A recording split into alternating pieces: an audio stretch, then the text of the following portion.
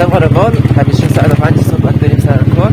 سرد میدارم یخ میارم. نصف زمین بارون نمیده، نصفش نیومده. رسیدیم به دامداری. یادم رفت دادی من چهارم سوخته بود. همکنون دامداری، همکنون شما، همکنون بزرگ. داشتم بزرگ رو جمع کردم تا اون تعدادی که بابام گفته بود جدا کنم برای فروش. این اولیش، این دومیش. جلو میرفت این که در اومد که خیلی هم بیادب کارهای بد انجام میده. اینجا دوربینو گذاشتم که برم 2 تا بز دیگه بیارم. سکته کن. بده. همکنون میدان نشسته ام به در نگاه میکنم. این دری که رفتیم برای وزن کردن این 2 تا بزا. اینا رو دست من ماندن و حالا برمیگردیم باز دوباره به سوی دامداری. الکسیس رو میبینین که با هزار تا از کارهای نابلد فوق مبتدی هنوز که حامله نشده. ساختمان نیمه کاره اداری رو میبینین که با بیمه ابرفز درست شده. جان سلطان جاتای نامنظم. پیش به سوی خونه به آرام.